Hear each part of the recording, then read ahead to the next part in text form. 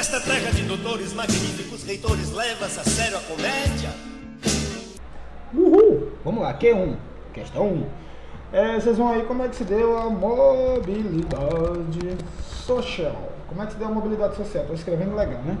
Então, gente, a mobilidade social, ela acaba se apresentando quando, na Revolução Burguesa, perdão, na Revolução Francesa, que também é burguesa, os camponeses se juntam com os burgueses e acabam por derrubar a monarquia. Entendam, no regime imperialista, no regime monárquico, o rei, só o rei poderia ser detentor do acúmulo de posses, até porque isso era uma providência divina, era Deus quem determinava quem não podia ser rico ou ser pobre. E aí, quando os burgueses se juntam com os camponeses que derrubam a monarquia, surge então a possibilidade de que os pobres tornem-se ricos e enfim, aquela conversa toda que a gente sabe que, né? Enfim, não vou entrar nesse mérito com vocês não. Mas a mobilidade social, que na verdade é a possibilidade de você sair de uma classe para outra, se dá exatamente na queda da monarquia junto com a Revolução Francesa, certo? Tio, que também é 2. Qual é o papel da Revolução Industrial? Gente, a Revolução Industrial foi exatamente a principal impulsionadora do capitalismo, né? Com a Revolução Industrial, com o advento das máquinas a vapor, a produção ela aumenta, ela é intensificada, e isso faz com que a lógica de acúmulo de capital também seja intensificada, e o que por sua vez acaba também definindo e determinando a questão das posições sociais, também conhecidas como classes sociais, que foi um pouco do que a gente discutiu nessa questão anterior sobre mobilidade social, certo? Perdão, nem coloquei. Revolução Rastafari não, industrial. Apaguei. Posso apaguei? 3. Capital mercantil. Gente, isso é um pouco de Marx. Como vocês sabem, isso é assunto esse ano de primeiro ano, mas a gente já conversou em outras perspectivas. Marx ele vai observar a sociedade a partir de um viés econômico. Então, até para ele explicar a sociedade, ele acaba usando os termos da economia. E um dos termos que ele mais usa é o termo de capital. Capital na ideia de acúmulo. Tanto é que a gente vai ver o capital social, o capital cultural, o capital intelectual, e na nossa questão está o capital mercantil. O capital mercantil que nada mais é do que o produto do escambo. O capital mercantil é aquele capital oriundo do que se tornou mercadoria. É o que se paga. O capital mercantil é o que se recebe, é o que se paga. Certo? Espero que vocês estejam entendendo. Como se formaram as classes sociais? A gente meio que já discutiu isso na questão 1 e 2, né? Classe social, que é a questão da mobilidade social, ela foi, o seu início, digamos assim, se dá junto com a Revolução Francesa, com a possibilidade das pessoas mudarem de condição social, né? A formação das classes sociais. Estou esquecendo de escrever, gente, foi mal. Classes é pesado. A formação das classes sociais, ela se dá com a perspectiva de mobilidade social, e aí os burgueses tornam-se ainda mais burgueses, e os camponeses que achavam que iam ficar ricos, na verdade, só mudaram a denominação, né? Saíram de camponeses para agora pobres.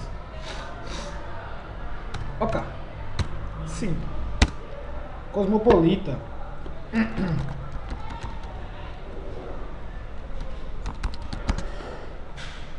Também conhecido como cidadão do mundo. Assim, a ideia de cosmopolita é cosmo, né? Que é o todo. E o polita, a ideia de polis, de cidade, de espaço, vai tornar a palavra cosmopolita sinônimo também de cidadão do mundo. Só que aí a gente aplicou a ideia de cosmopolitanismo ao desenvolvimento da indústria aliado à globalização, né?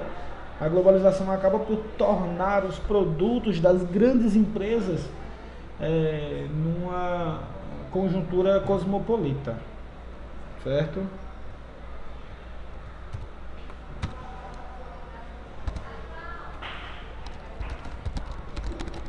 Acabei de falar dela, né? A globalização a gente também pode entender, na verdade, como a mundialização das coisas, ou dos costumes, ou das práticas, enfim. só imaginar que algo que tem uma origem num país específico, ele acaba sendo usado, difundido em todo o mundo. Porque esse artigo, essa coisa, esse pensamento, ele acabou por se tornar globalizado. Então a globalização seria a mundialização, em outras palavras, tá bom?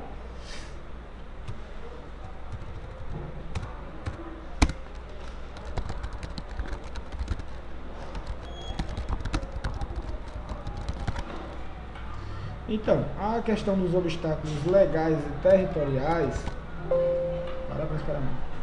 A questão dos obstáculos legais e territoriais, a gente viu como as fronteiras que dividem o mundo, que as fronteiras, elas, além de servirem de regulação, o Estado usa a fronteira para regular o seu território nacional, mas ela também se caracteriza como um obstáculo legal e territorial para que as grandes empresas se insiram nestes novos espaços. Por exemplo, a questão trabalhista no Brasil, ela é menos chamativa do que as regulações trabalhistas asiáticas, por exemplo. Grandes empresas, gente, eu estou fazendo aspas aqui, tá certo? Grandes empresas, elas por vezes preferem contratar mão de obra asiática, porque lá a regulação trabalhista é mais frágil para o trabalhador, e isso faz com que eles possam pagar menos e consequentemente lucrar mais. Ou seja, em alguns lugares, pela mão de obra ser mais barata, porque não há uma regulação trabalhista, os obstáculos legais e territoriais são menores. E por isso esses lugares são preferidos por essas empresas para se produzir. Certo? Espero que sim.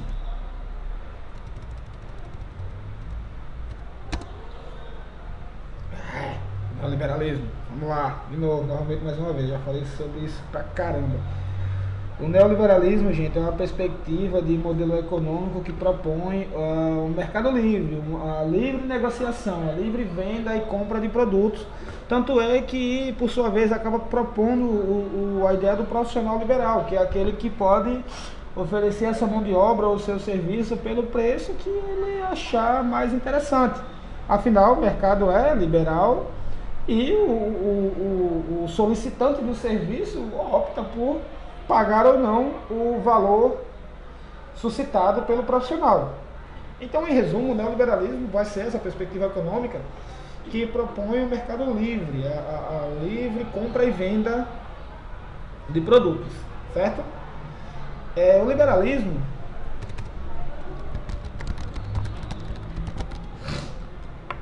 o neoliberalismo, ele vai acabar se diferenciando do welfare state. O welfare state porque enquanto que o estado de bem-estar social, que é o welfare, ele propõe a arrecadação de impostos para reverter esses impostos em benefício social, o neoliberalismo vai dizer que, na verdade, o Estado tem que se intrometer o mínimo possível na vida dos indivíduos. Ele não deve coletar impostos, ele deve, no máximo, oferecer a segurança, a proteção à propriedade privada. E os indivíduos que regulem o mercado. O Estado não deveria se meter nesse quesito. Então, a principal diferença é que, enquanto o neoliberalismo ele vai propor o Estado mínimo e o mercado livre, o welfare state ele vai propor que o Estado intervenha mais na vida do indivíduo, coletando impostos e oferecendo serviços oriundos da coleta desse imposto, como saúde, educação e segurança.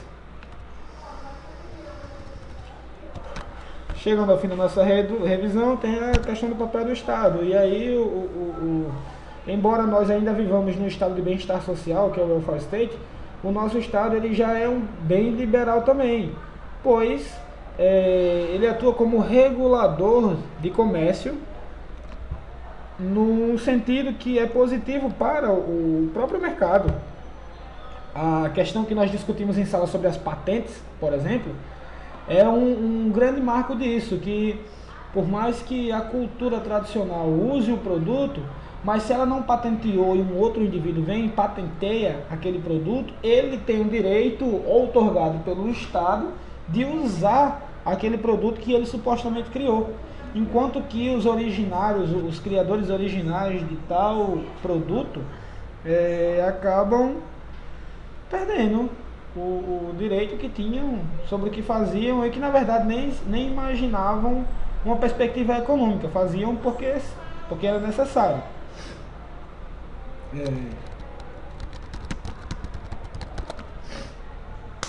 Bem, gente, era isso. E é isso.